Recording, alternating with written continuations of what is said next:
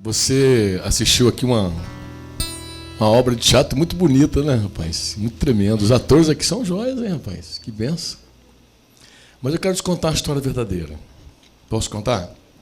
Eu não posso deixar de contar a história que eu vou te contar agora, porque eu até tinha um assunto no meu coração, que ele ainda está fervilhando aqui, mas eu, depois de assistir essa peça, eu tenho que rasgar meu coração contigo.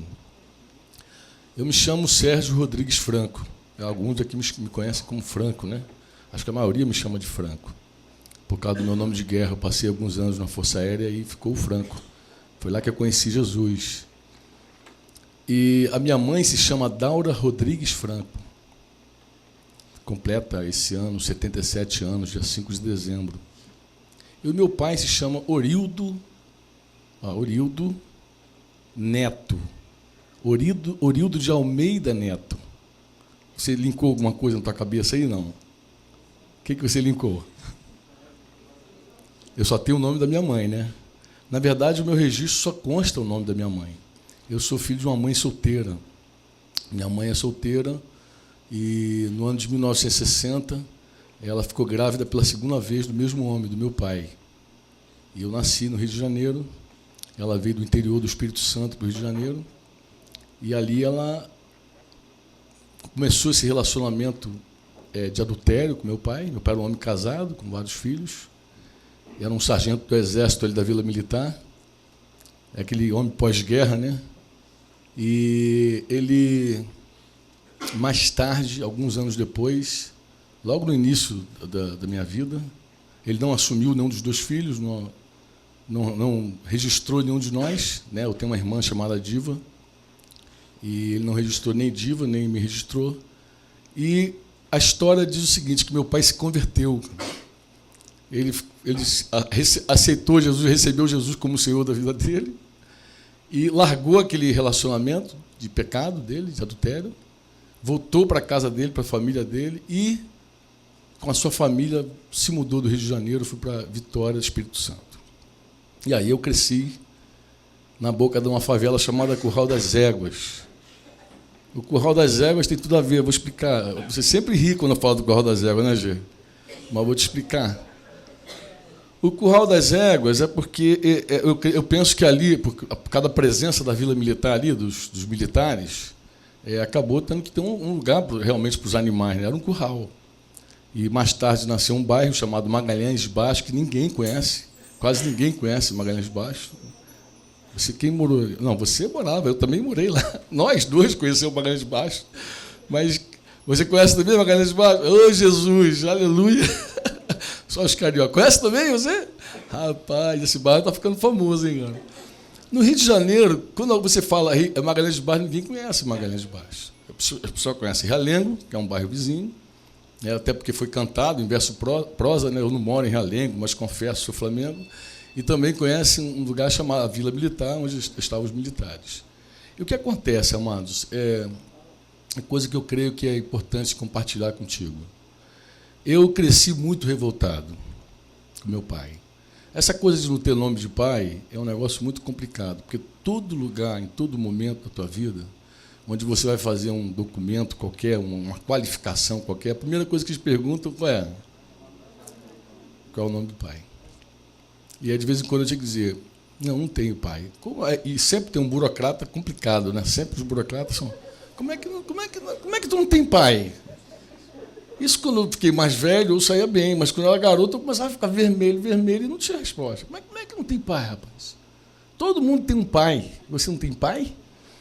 E eu dizia assim, não, rapaz, eu não tenho pai. E aí eu tinha que mostrar meus documentos e mostrar que não tinha pai, de fato, porque ele não constava ali na certidão, ou na minha identidade, ou nas carteiras de escola, ou sei lá, qualquer documento que eu estivesse apresentando. E depois o burocrata olhar, depois de olhar, realmente ele não tem pai. Às vezes chamavam um outro, ô fulano, olha aqui, esse cara não tem pai. Eu, quando estava muito chapado, quando eu estava muito doidão, eu costumava cantar uma música assim, lá do interior, que dizia assim, sou filho de Goiamum, sou filho de Goiamum, todo mundo tem um pai e eu não tenho um. E quando mais jovem, aí já nas boemias lá do Rio de Janeiro, tinha uma música que sempre me tocava muito, a música do Chico Buarque de Holanda, que dizia assim: ele vinha sem muita conversa, sem muito explicar. Eu só sei que falava, eu gostava, cheirava, alguma coisa assim. Ele estava relacionado ao mar. Sei que tinha tatuagem no braço e dourado no dente, e minha mãe se entregou a esse homem perdidamente. Laiá, laiá. E essa música conta a história de um cara que também não tinha pai, porque era um marinheiro o pai dele. E a mãe se apaixonou, esse marinheiro foi embora. E o engraçado dessa música é que ele foi batizado com um nome. Quem se lembra dessa música? Era Jesus o nome dele. E ele ia para o bar, encher a cara com esse nome maravilhoso, Jesus, mas não valia nada para ele, né? Ele não tinha nenhuma identidade, nenhuma relação com esse nome. E eu lembro que quando eu bebia muito, quando eu estava muito doidão, eu pegava o violão e tentava tocar, tentava cantar. Aquela coisa de bêbado que já sabe, né? Baixei, hora fina, hora desafina, é um negócio doido. E eu cresci assim, rapaz, uma revolta, sabe? Fui crescendo, quando alguém falava do meu pai. E minha irmã chorava, minha irmã dizia: eu não tenho pai, meu pai morreu. E eu não dizia nada. Quando alguém perguntava se tem pai, está por aí, está vivo e tal. Mas aos 24 anos, na véspera de completar 24 anos, Jesus entrou na minha vida. Jesus me encontrou. Ele me encontrou e foi tudo aquilo que alguns de vocês já sabem. Foi tudo muito maravilhoso. Ele preencheu, ele transformou, ele falou, ele levantou, ele começou a restaurar minha vida, meu coração, minha família. Eu já era casado, eu casei com 21 anos de idade. Na verdade, eu tinha um mandamento que eu mesmo não cumpria, né? Na verdade, o homem sem Deus, ele não cumpre nem seus próprios mandamentos. Eu dizia assim: eu nunca vou ser igual ao meu pai. Eu nunca vou ser igual ao meu pai. Mas aquela palavra não se cumpriu na minha vida, porque eu me casei com 21 anos e com 22 eu já era um adúltero de carteirinha assinada. E eu conseguia ser muito pior do que meu pai. Com 22 anos, para completar 23 anos, eu já estava perto de me separar. Na verdade, o que me levou para Jesus foi um checkmate da minha esposa. Ela falou: olha, não dá mais. Tua mãe te aguentou, mas eu não te aguento. Eu saía de casa, às vezes, na quinta-feira e voltava para casa segunda-feira. E aí minha esposa não sabia. Onde está esse cara? Sumiu, desapareceu. Às vezes saía com uma roupa e voltava com outra roupa. Às vezes nem eu me lembrava bem onde é que eu fui, onde é que eu passei essa noite, onde é que eu parei. Minha mãe sempre suportou tudo isso. Minha esposa, não. Minha esposa falou: não dá mais, você é maluco. Realmente, bem que minha mãe me disse, não era um bom negócio casar contigo. Mas eu insisti, teimosa e tal. Você é doido, rapaz, você é maluco. Você é um doido varrido. Mas esse doido varrido foi alcançado pelo amor de Deus. Um dia, vindo de um pagode lá, a gente sempre tinha um grupo de pagode. Deus começou a falar no meu coração, já tinha sido começado, alguém me evangelizou, né? Um homem analfabeto me evangelizou. E isso me constrangeu muito, porque eu tinha um preconceito muito forte contra a igreja. Eu achava que a igreja era lugar de gente feia, burra e pobre. E Deus começou me quebrando, colocando o homem analfabeto me evangelizando. Isso me alcançou. Para Jesus, me quebrou totalmente. Eu vi que a igreja era lugar de gente bonita, muito mais bonita do que eu. Eu fiquei muito impressionado com a igreja, com a música da igreja. Eu lembro quando a primeira vez que eu entrei numa reunião da igreja, todo, né, camisa florida, óculos escuros, todo armado, um 38 na bolsa. Minha mulher, que é isso, cara? Tá com a Bíblia, eu botei a Bíblia, o revólver do lado, bora. Meu Deus, que cara louco, cara. E fui assim. Cheguei lá, vi um grupo cantando bonito, gente bonita. Eu falei: meu Deus. Eu acostumado com aqueles pagodes desafinados. Aquela boca sem dente que eu beijava. Já está de dentadura.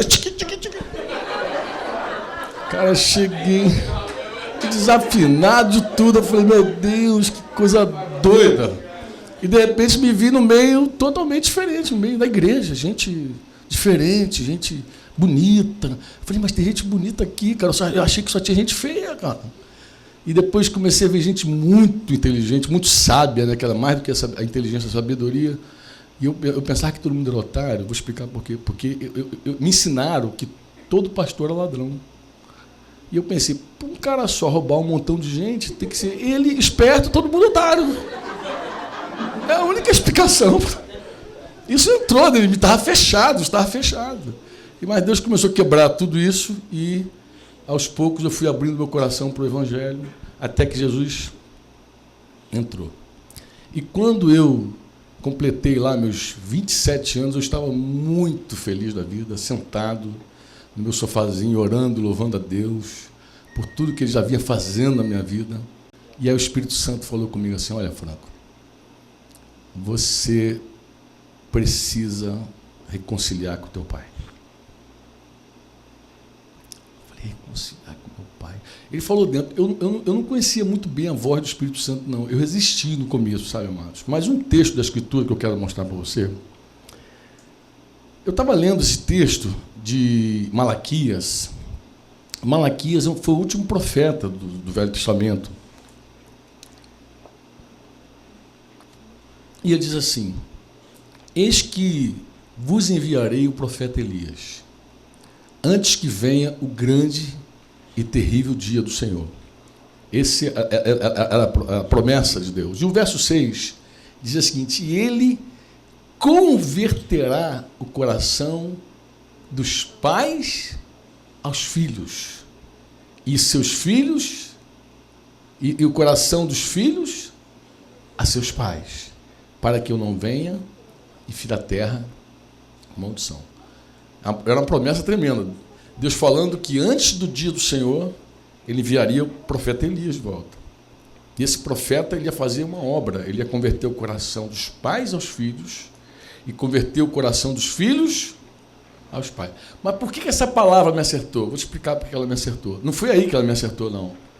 Eu já tinha lido esse texto, gostava dele, achava bonito. Mas Jesus, em vários momentos do ministério terreno dele, ele deu interpretações do Velho Testamento. Por exemplo, o Velho Testamento tem um Salmo 8 que diz assim, dos pequeninos, Deus suscita força para emudecer o adversário. Da boca dos pequeninos, Deus tira força para calar o inimigo, o adversário. Assim está o Salmo 8. Quando você vê Jesus interpretando esse texto, ele diz diferente. Você nunca leu, não? Ele falando com os escribas e fariseus. Você nunca leu que da boca dos pequeninos Deus tira perfeito louvor? Então ele definiu aquela força para emudecer o adversário, ele chamou de perfeito louvor. Mas Jesus também dá uma definição para esse versículo aí. Ele também fala desse texto de Malaquias. Você quer ver? Você gostaria de ver o que ele diz? Vamos lá, o que ele diz lá em Mateus? Isso aqui mexeu comigo. É que ele falou assim, então Jesus respondeu, de fato, Elias virá e restaurará todas as coisas. Isso aqui entrou. Ah, Franco, por quê? Porque eu entendi que aquela ação de converter o coração dos pais aos filhos e converter o coração dos filhos aos pais, Jesus estava chamando isso de restaurar todas as coisas. Você me suporta aí? Me suporta ou não? Eu orava por essas coisas. Eu dizia assim, eu quero que tu restaure tudo na minha vida. Eu quero experimentar uma restauração completa. Foi isso que me moveu assim, mais forte nos primeiros anos da minha vida.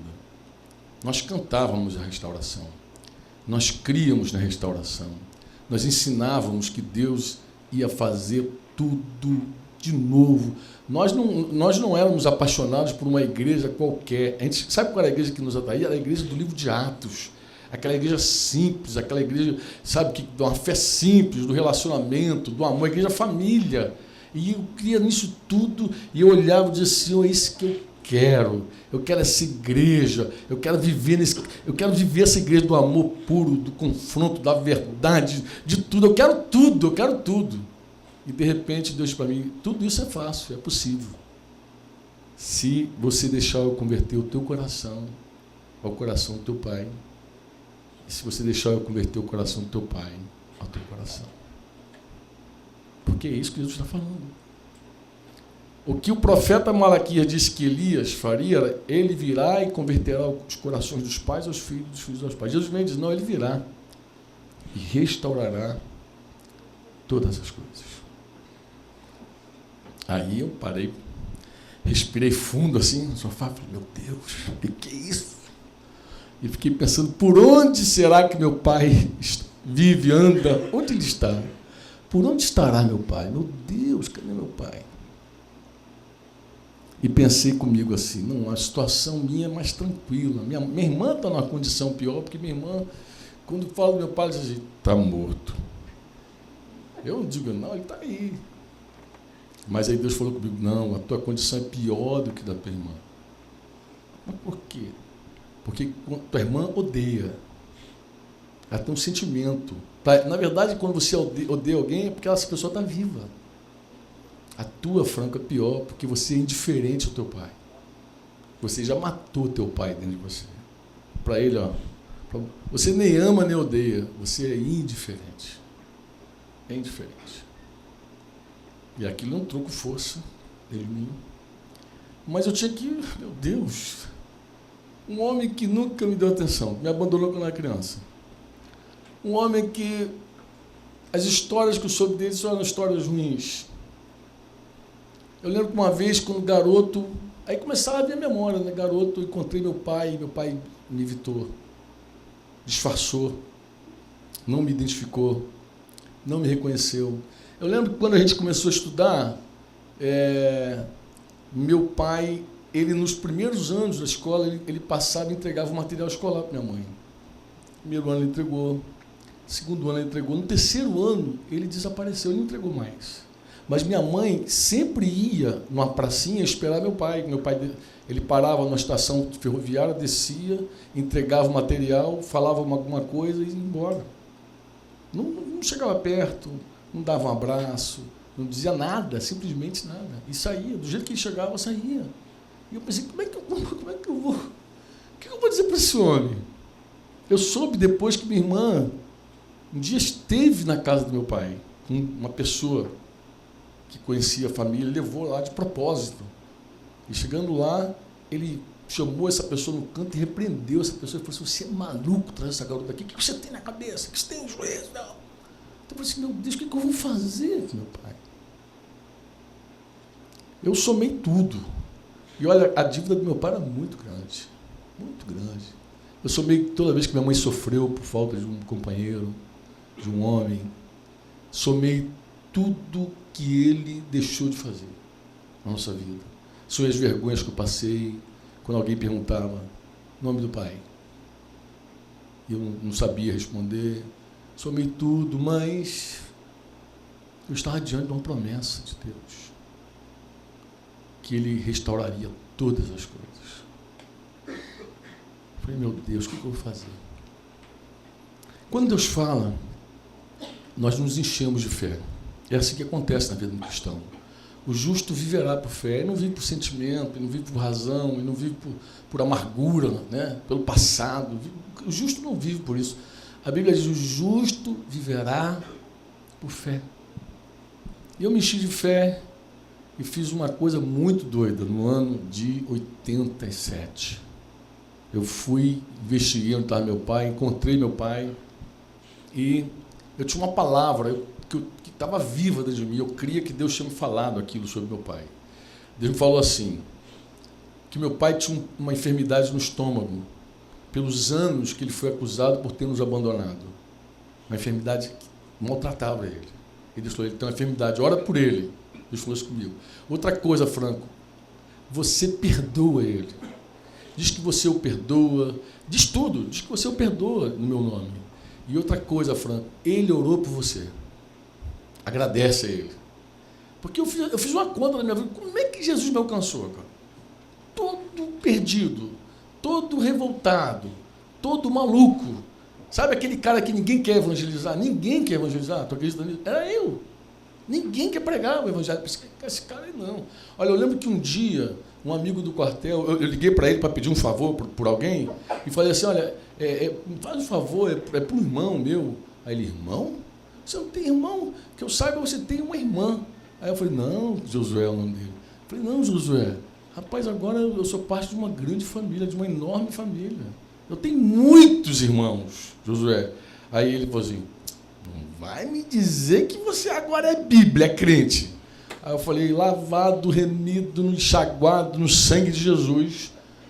Mas eu me liguei assim com o nome dele, Josué. Eu falei, esse nome, Josué, não, é o profeta. Eu falei, Josué, por acaso, você também não é um cristão? Você... Não, desde pequenininho. Eu falei, mas Josué, quantas rondas? Quantas vezes estivemos juntos? Quantos serviços tiramos? Por que você nunca me falou do amor de Deus?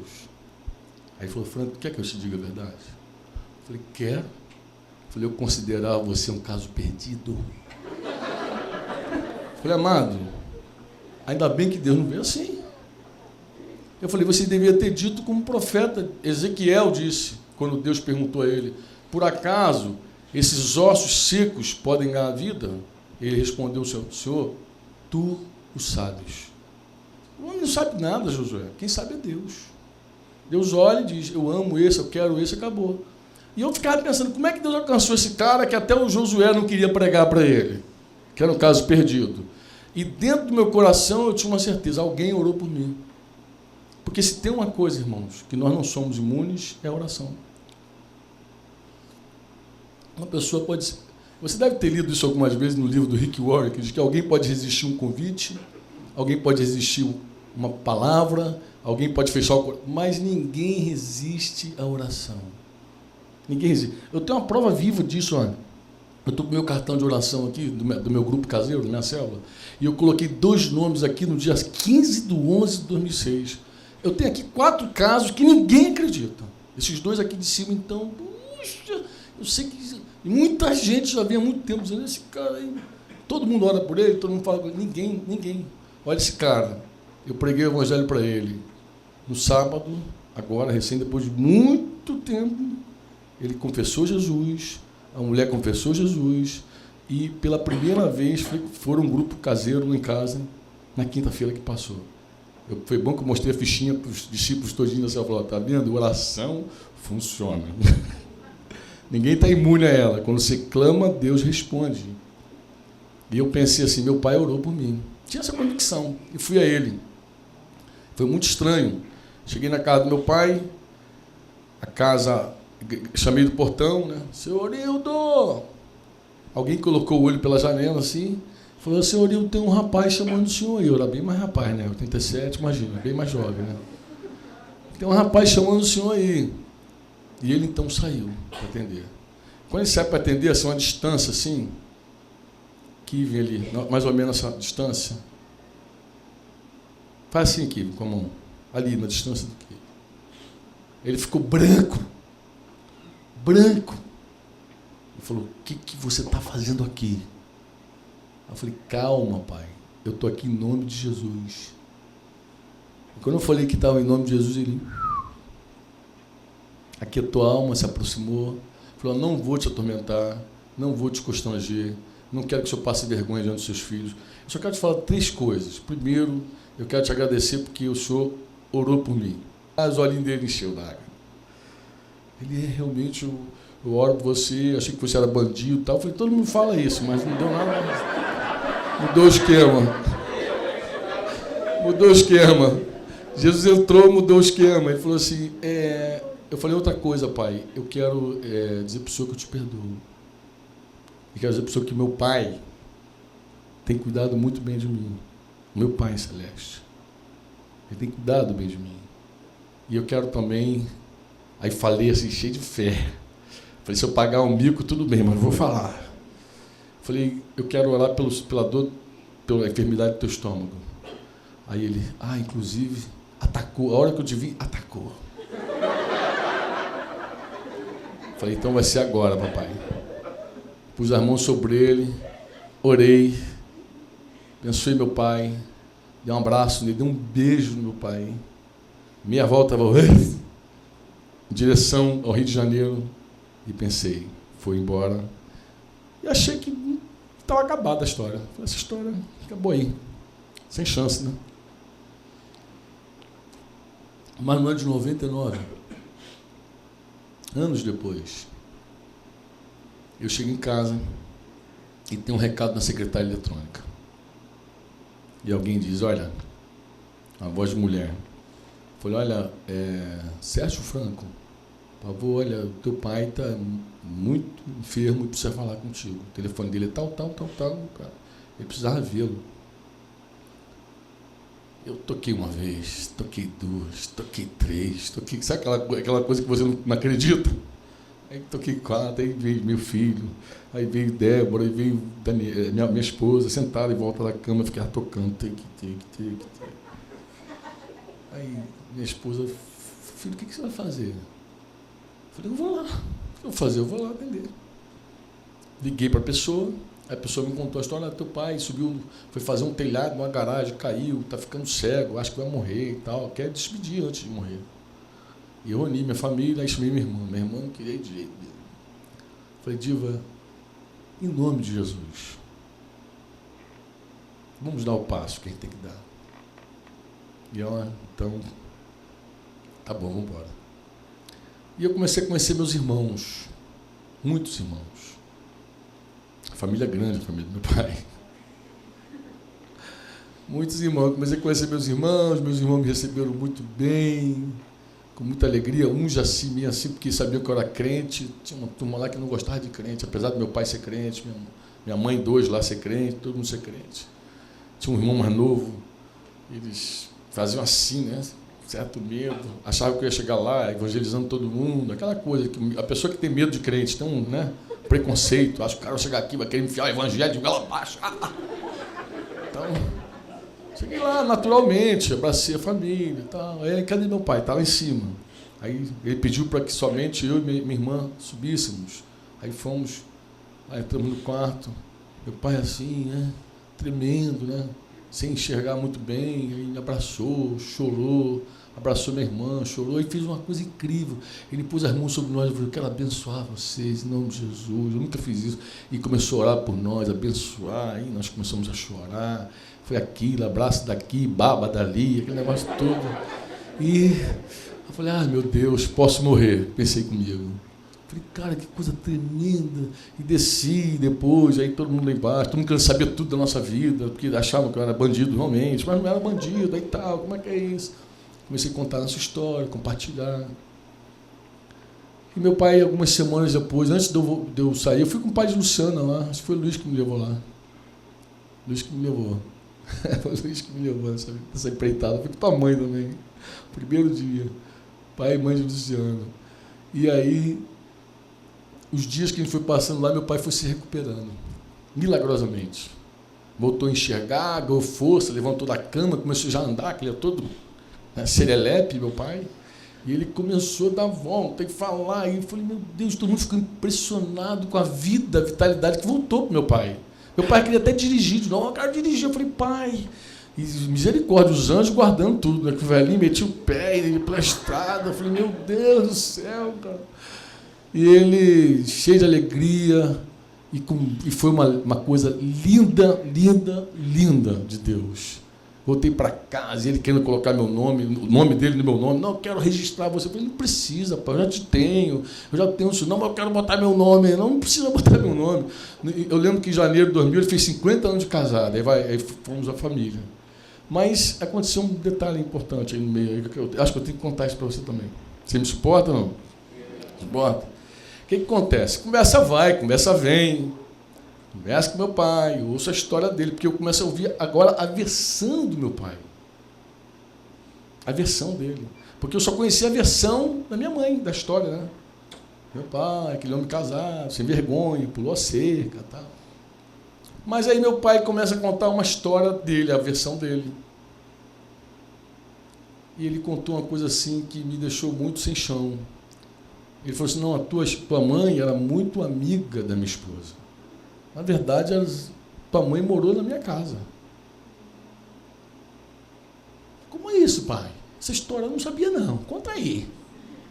Ele foi contando como tudo começou, como foi a brecha que eles deixaram, como o negócio foi arrasando, destruindo a vida dele. E aí, eu voltei para o Rio de Janeiro assim, pesado. Minha mãe é convertida, faz parte da igreja onde eu pastoreio. Eu falei, vou ter que pastorear aquela velhinha agora, não vai ser fácil. Muito amada, minha mãe. É uma mulher guerreira. Eu não conheço ninguém, nenhuma mulher como minha mãe, estou falando sério para vocês. Até hoje minha mãe é uma guerreira.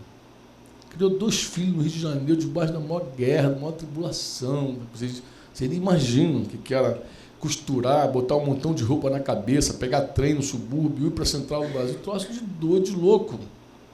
Favela, bandido, tiro. É um negócio doido. Mas minha mãe é guerreira, venceu tudo isso. E como enfrentar minha mãe? E como dizer para minha mãe, mãe, me conta se essa história é verdadeira. E foi assim que eu fiz. Voltei e falei, mãe, eu estou aqui como teu pastor, não estou aqui como teu filho, então, por favor, coopera. Diz para mim, minha senhora, essa história que meu pai contou assim. Essa história, ela é real, ela é verdadeira? E ela começou a chorar. Falou, realmente é e tal. Falei, mãe, se é verdadeira, a senhora tem uma dívida com a mulher do meu pai. E está em tempo, vocês estão vivas, isso pode ser restaurado, resolvido. Vocês eram amigas, vocês vão juntos. Como é que vai ser isso? Eu falei, vamos restaurar isso. E fizemos um plano para, em dezembro, nós visitarmos a família do meu pai, com minha mãe junto. Só que Deus antecipou o nosso plano. Em agosto, uma pessoa... Porque quando eu quis procurar meu pai, eu procurei uma pessoa, que era uma pessoa muito bem relacionada com todas as famílias. O nome dessa mulher era Marlene, cujo esposo se chamava Valdir. Essa mulher era cristã. E essa mulher, eu liguei para ela uma noite para agradecer. Eu falei, minha irmã... E ela é uma pessoa que me conheceu. É que no tempo lá que eu não era cristão, ela o esposo dela me batizou. Então eu chamava o esposo dela de padrinho. E chamava por consideração ela minha madrinha. E essa mulher, então, eu agradeci a ela, falei com ela, Marlene, olha, muito legal, pá, obrigado. Meu pai é um amor de pessoa, Deus está restaurando nossa amizade, eu estou apaixonado pelo meu pai, ele está apaixonado por mim, coisa linda demais que Deus está fazendo e tal. Conversei com ela num dia, uma noite, e na manhã seguinte o esposo dela me liga e diz, olha, você foi a última pessoa a conversar com a Marlene, ela partiu. Partiu e me comunicou. Eu então liguei comecei com minha esposa falou, olha, acho que a melhor coisa é você pegar alguém da tua parentela e viajar para participar lá do sepultamento. E eu pensei, bem, talvez vou ligar para minha irmã. Liguei para minha irmã não estava bem de saúde. E minha irmã falou assim, por que tu não leva a mamãe? Eu falei, ótimo, fala com a mamãe aí. Se a mãe quiser ir, mamãe, eu falei com a mamãe, mas vamos embora. Pegamos um avião. Quando eu chego no aeroporto de Vitória, quem vai me buscar no aeroporto?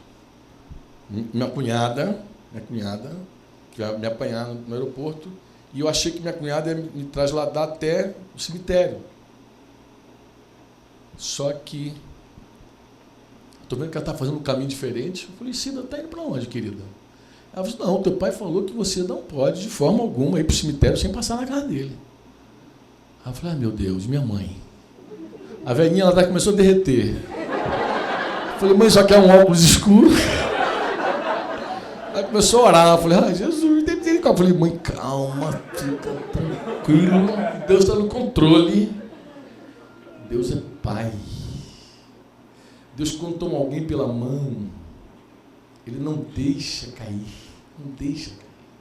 O texto de Elias, lá da história de Elias, é uma história muito interessante, porque Elias foi arrebatado. Ele foi arrebatado. Quando ele foi arrebatado, alguns profetas lá, que estavam em Jericó, 50, falou, nós vamos reunir aí, porque o corpo dele deve ter sido jogado, aí está um vale, algum monte, o corpo dele foi jogado, está por aí.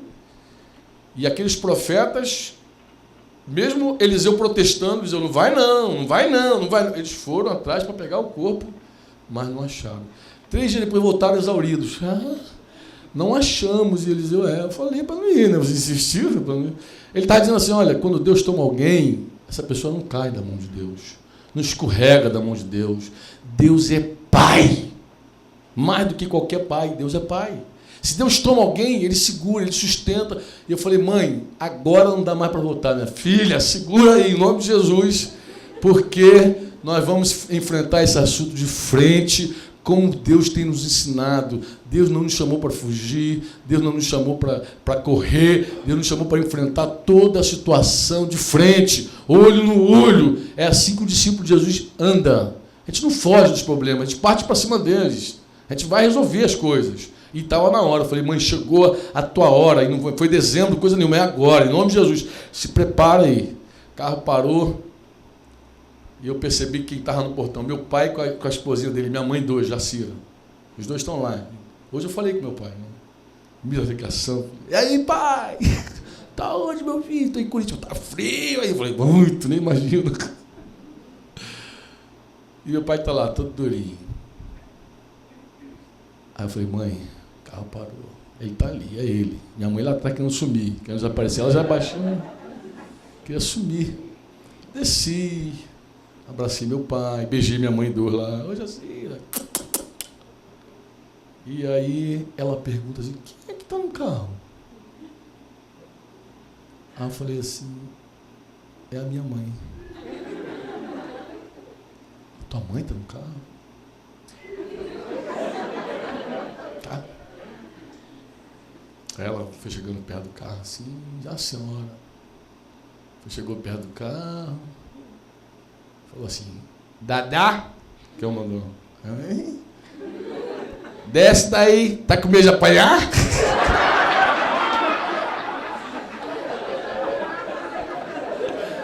Aí o céu desceu, né, gente? Ela abraçou minha mãe, meu pai abraçou as duas, no meio da rua, não deu para entrar. Chora aqui, barba de novo de lá, ai Jesus. Eu glorificava a Deus, falei, Senhor, é chegado o teu reino. Eu fiquei me lembrando daquelas promessas que Ele ia restaurar todas as coisas. Eu me lembrei de tudo aquilo que Ele falou no começo. Eu me lembrei que Ele não deixa realmente cair, que a gente precisa ter um olho fixo em Jesus de todo o tempo. O texto de Hebreus 12, que fala da raiz de amargura, eu vi o Walter aqui interpretando muito bem, aqui com meu amigo, a Mauri, que estava dando um show ontem, inclusive, lá. Falei, meu Deus, o Mauri passando quanta raiz de amargura. Passou muito bem isso. Revolta, coração fechado. O texto de Hebreus que fala da raiz de amargura, sabe como é que começa o capítulo 12? Quem se lembra? Quem se lembra do capítulo 12, verso 1 de Hebreus? 12, 1. O Breno vai dar uma cola para vocês, né? Portanto, nós também, pois estamos rodeados de tão grande nuvem de testemunhas, deixemos todo embaraço e o pecado que tão de perto nos rodeia e corramos a perseverança, com perseverança a carreira que nos está proposta. Agora joga o 2 aí. Como é que é essa corrida? Fitando os olhos em quem? Diga, fitando os olhos em Jesus. Diga, fitando os olhos em Jesus. Esse é o segredo. Olhar Jesus. Ver Jesus. Esse é o segredo. Porque quando você não vê Jesus, tu vê o homem. Quando tu não vê Jesus, tu vê o diabo. Quando você não vê Jesus, tu vê a tempestade, as circunstâncias. Mas se você vê Jesus, você louva. Se você vê Jesus, você adora. Quando você vê Jesus, tudo é possível. Você olha para uma situação assim, morto, tu fala assim, esse negócio está morto, esse negócio está em cinza, esse negócio não tem mais jeito, esse negócio está arrasado. Mas você olha para ali e tua fé vai indo embora, teu coração vai murchando, tuas forças vão acabando, vai tudo indo para o buraco. Mas quando tu olha Jesus, tu fala assim, esse negócio pode reviver, esse negócio pode ressuscitar, esse negócio pode dar certo, esse negócio tem jeito. Ele pode restaurar todas as coisas. Todas as coisas. Tudo mesmo. Todas as coisas. E fomos para o cemitério. Vamos nós para o cemitério. Fui dirigindo, para não deixar meu pai dirigir, né? Porque meu pai queria dirigir todas. Eu falei, não, pai, deixa que eu dirijo para o senhor. E aí, minha cunhada liberou. Claro, entramos, tomamos café, as duas conversaram, se abraçaram, contaram história, relembraram a história do tempo de criança, lá na roça, aquela coisa toda, e saímos juntos, fomos para o cemitério. E foi a coisa mais interessante que eu já vi. Eu entrei, Eu estava aqui com a mão dada aqui, com a minha mãezinha, e aqui com o meu paizinho. E do lado da minha mãezinha estava a minha outra mãe, a esposa do meu pai. Agarradinha, entramos assim no cemitério. E eu fui devagarzinho, na marcha deles, na terceira idade, sabe como é que é? Estou entrando. Aí, começou todo mundo a olhar para mim assim. Mas cara esquisito, eu não estou aí. A ficha não tinha caído ainda. Até que o mais ousado se aproximou e falou assim, posso falar contigo um pouquinho? Eu falei, claro. Pois não, amado. Achei ele. Ele falou, vem cá. Aquele ali não é o teu pai, Orildo? Eu falei, é. E aquela ali do lado não é a tua mãe, Dadá? Eu falei, é. E aquela outra ali não é a Jacira, a esposa do teu pai? Eu falei, é. Aí ele, como é que é isso? Aí a ficha caiu. Eu falei, meu Deus. Olha só, era uma pessoa que conhecia toda a parentela. Veio gente do norte do Brasil, veio gente do sul do Brasil, veio gente de tudo que era lugar. E a maior parte dessas pessoas conheciam a nossa história. Conheciam, identificavam muito bem as pessoas dessa história feia, dessa história ruim, desse adultério esquisito. Todo mundo conhecia essa história. Mas Jesus estava escrevendo o desfecho da história que ninguém conhecia. E aquele dia, meus irmãos, aquele dia foi fácil evangelizar. Vocês nem imaginam como foi fácil. Todo lugar que eu chegava, alguém falava, bem, eu vou explicar isso, tá? Olha, é que você não conhece.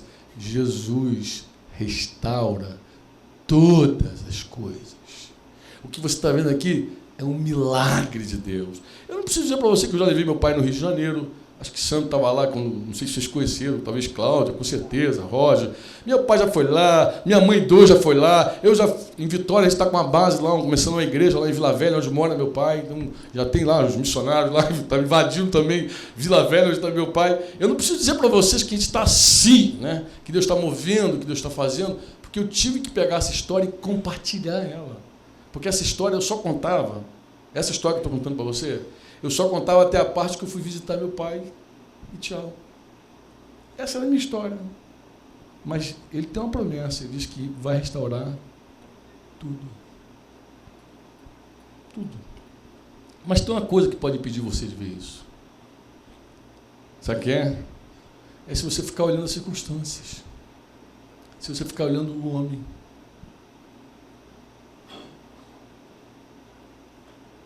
Eliseu, profeta, falou para os homens, vai não, vai para lá por quê?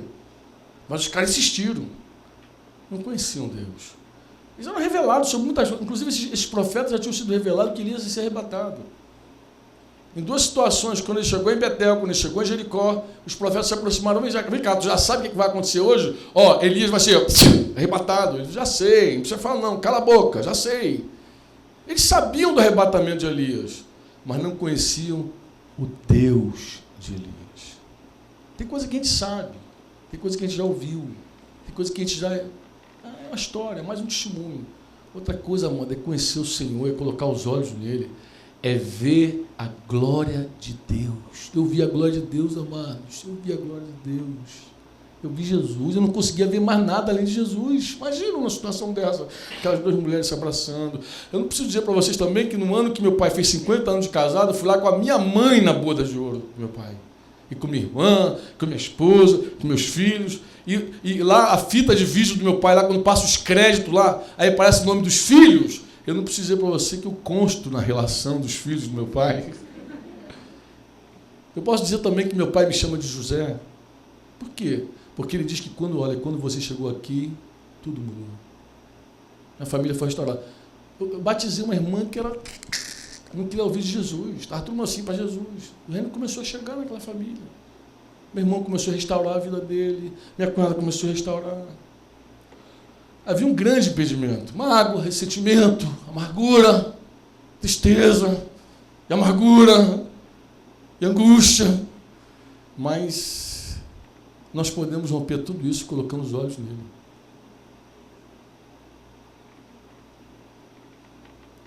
Você crê que Deus quer restaurar tudo? Então você tem que abrir o coração para Deus começar a converter o teu coração no coração do teu pai. Porque se você não fizer isso, algo vai ficar parado na tua vida, travado. Eu falo isso sem medo de errar. Eu disse para você em nome de Jesus, tá? Quem não tem o coração aberto para reconciliar com pai e mãe, e vice-versa, com os filhos, meu querido, você não andou tudo com Deus ainda. Você não sabe o que Deus quer fazer na tua vida. Você não sabe. Tem gente que até se converte, mas cultiva mágoa, ressentimento. Quando lembra da história do pai e da mãe, chora. Queridos, nós passamos a maior parte do nosso tempo com nossos pais. É muito natural que as maiores feridas nossas estejam ali, com os nossos pais. Uma palavra mais dura de um pai, o desprezo de uma mãe, uma maldição de uma mãe. Ah, do jeito que você está falando comigo, tu vai ver só, tu vai encontrar alguém que vai fazer dobrado contigo, aquelas maldições, que a pessoa vai amargando, que vai dizendo, não te perdoo. Tem pai que toca em filha, tem pai que bole filha, que violenta a filha sexualmente. Como é que é a cabeça de uma garota que o pai buliu, que o pai tocou? Como é que deve ser a cabeça de uma mulher nesse nível, que foi ferida, que foi desrespeitada pelo pai? Às vezes não é nem uma violência sexual, mas o simples fato do pai entrar e colocar com a mão assim, que ela percebe que não é a mão pura, que não é a mão de pai, é a mão de homem. Como é que deve ser o coração dessa garota? Ferido, machucado, sangrando. E aí, de vez em quando, a memória vem, aí o fantasma volta, aí vem um retrato, volta, alguém fala, volta. O que eu quero te dizer nessa noite? Quero dizer o seguinte, que essa obra de teatro é uma história verdadeira de muita gente. Irmão. É possível que muita gente assistindo essa obra e se identificasse tanto com Walter quanto com Mauri. Na verdade, é Nando e Técio. Se identificasse com esses nomes. E assim, caramba, eu já vi esse filme. Já vi esse filme. Desprezo de pai, abandono. E parece que a gente está fechado, a gente coloca assim, não, eu não posso, eu não admito, eu não quero. Eu sei porque que hoje eu estou aqui. Eu jamais viria para cá no Dia dos Pais. Foi um acidente eu estar aqui hoje. Verdade. Foi um acidente de agenda, né, pai? Eu cara, é Dia dos Pais, como é que vai fazer? E já estava tudo embolado. Eu falei, traga minha família para cá, mas minha esposa também tem pai, quer estar com o pai dela. Eu falei, meu Deus.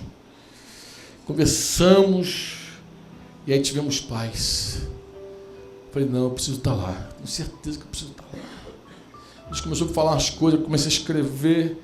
Mas quando eu sentei ali, eu até falei para o Breno, Breno, vou colocar 2 versículos aqui, porque tudo que eu escrevi vai mudar tudo.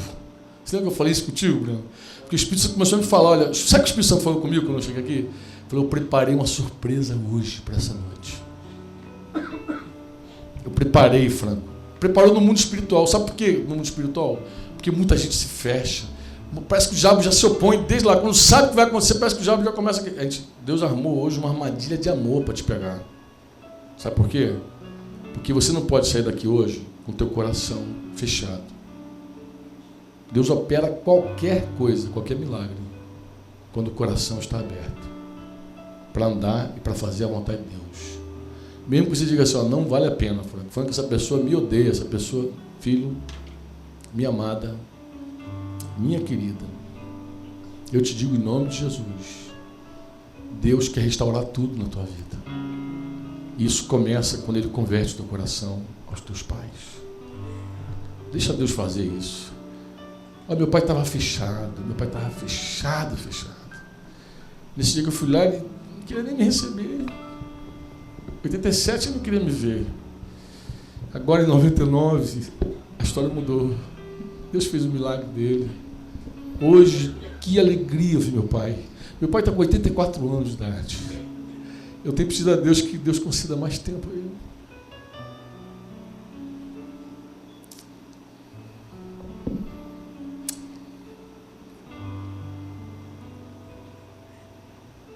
Eu amo minha mãe. Mas meu pai foi uma dádiva de Deus nesses últimos anos.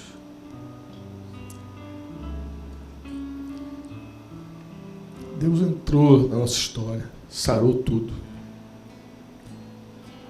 Deus curou tudo. Deus é pai. Mais do que qualquer um, Deus é pai.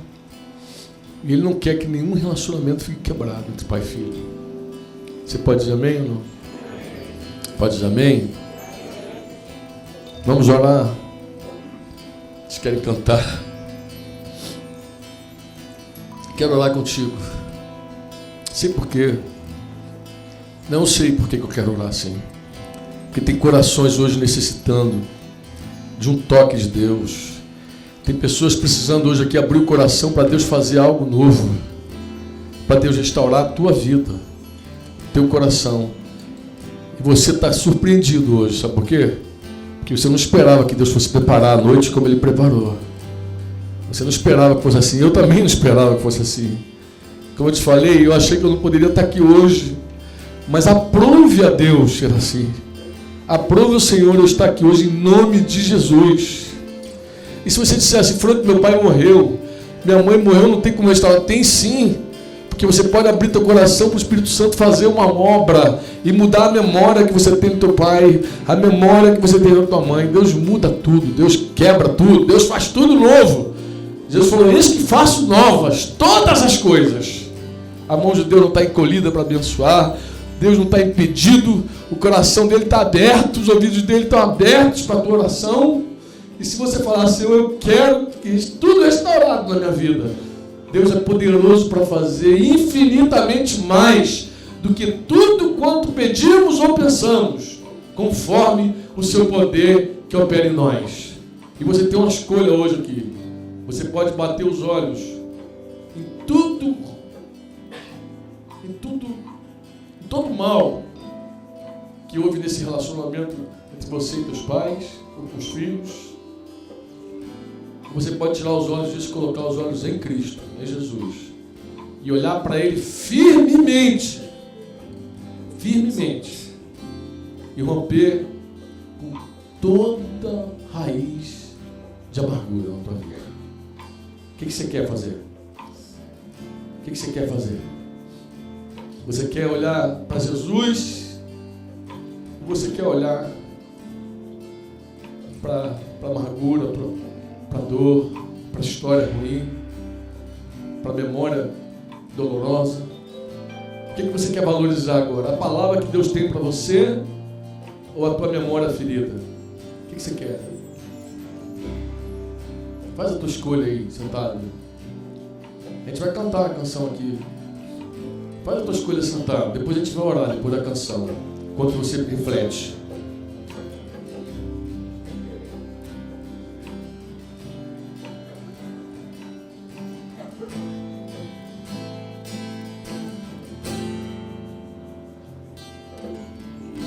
Alguma coisa se perdeu bem no meio do caminho. Alguma coisa aconteceu e mudei o meu destino. Eu nasci pra te amar, eu nasci pra te honrar, mas confiei em meus sentimentos e por um momento eu me perdi. Eu me arrependi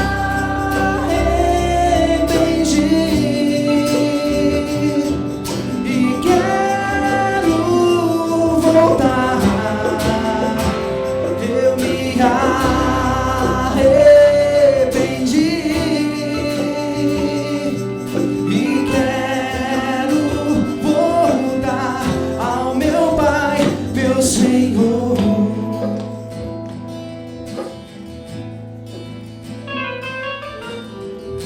Até curti por uns momentos aquela vida sem você, mas aos poucos eu fui vendo que futuro poderia ter. Eu caí no fundo do poço, me entreguei aos prazeres do mundo, mas me lembrei dos seus carinhos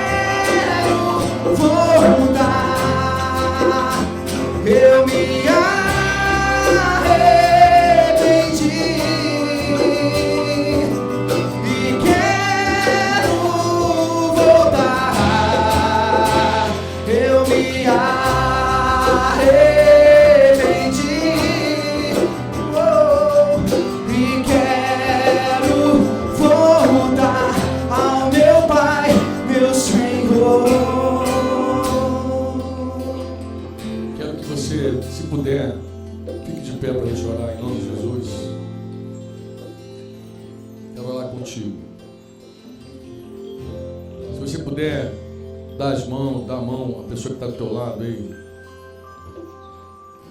Deixa eu dizer algo para você antes de orar.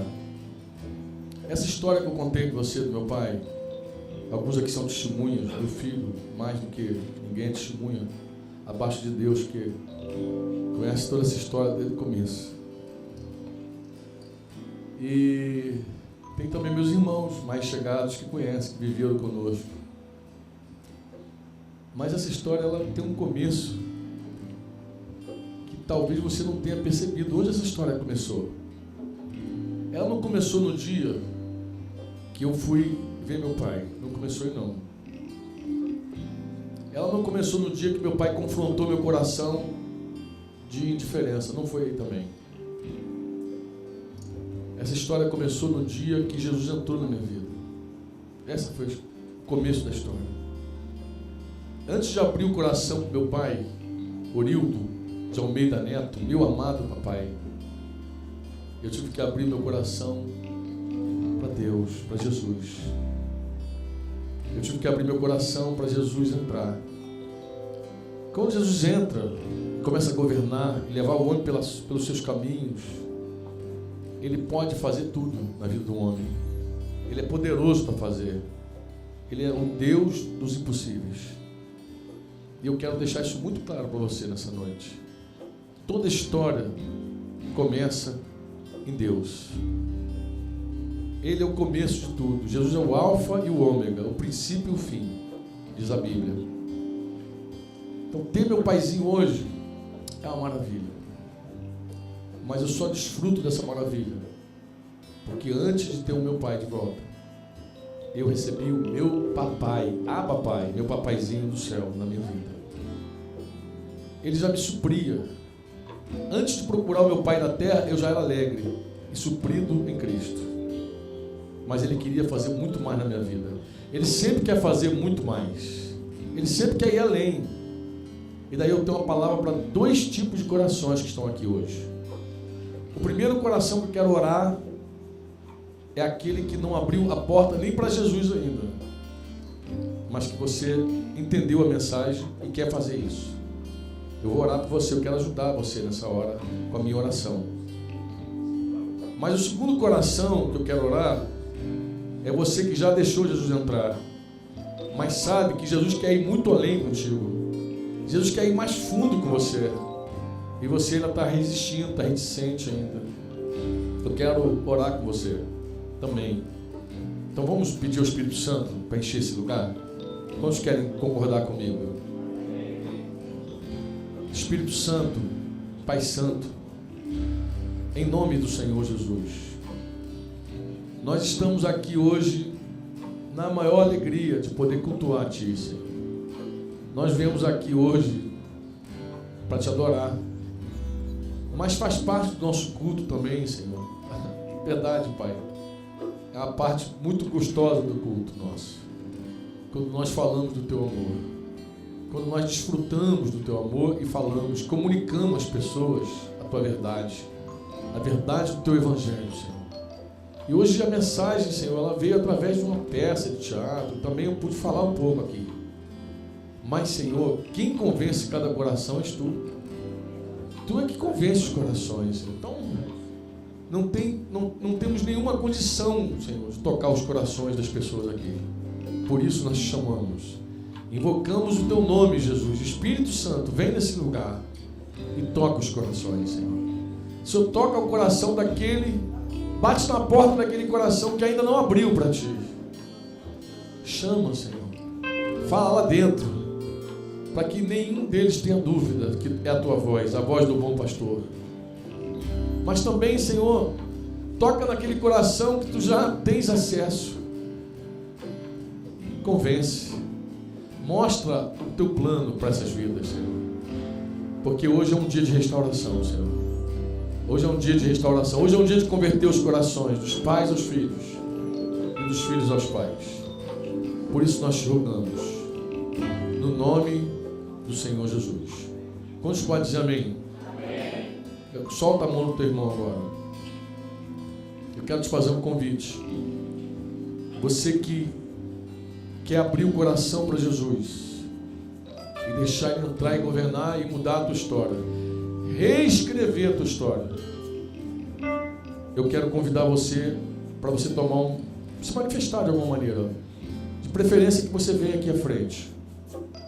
E eu quero também convidar você que está aqui hoje e que sabe que Deus falou com você sobre os impedimentos que ainda existem no teu coração e você quer muito que Deus remova isso. Eu quero convidar você para vir aqui à frente também. Eu quero te convidar aqui no nome de Jesus para você dar espaço para Deus trabalhar a tua vida. Você que já deixou, você que já tem um compromisso, mas você sabe que tem que remover algumas coisas. Oh, Santo Deus. Oh, Jesus. A gente vai cantar o refrão aqui, enquanto você tem a liberdade de se mover. Porque sair do teu lugar é um testemunho para o mundo espiritual. Quero que você entenda isso. Eu me arrependi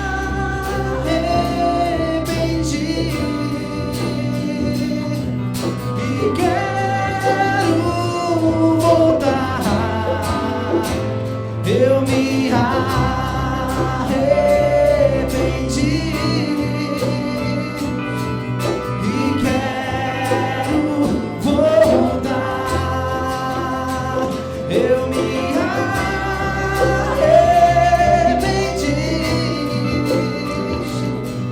e quero voltar. Eu me arrependi e quero voltar ao meu Pai, meu Senhor.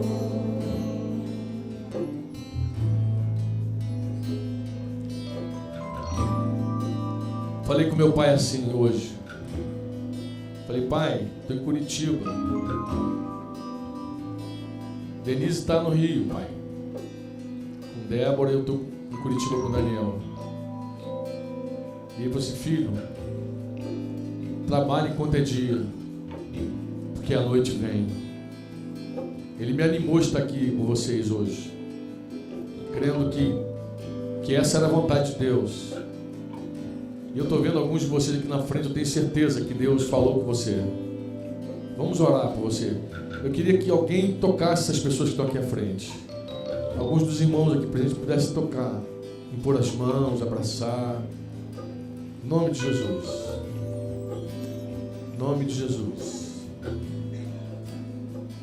Pai, nós oramos por cada vida que está aqui à frente. Nós sabemos, Senhor, que vir aqui à frente é uma manifestação pública de algo que está dentro do nosso coração. É uma maneira de dizer, Senhor, que nós concordamos contigo, que nós queremos a tua vontade. É uma maneira de dizer, Senhor, que o teu reino deve vir e a tua vontade deve ser feita, Pai. Essa é a forma nossa de manifestar isso, nosso desejo.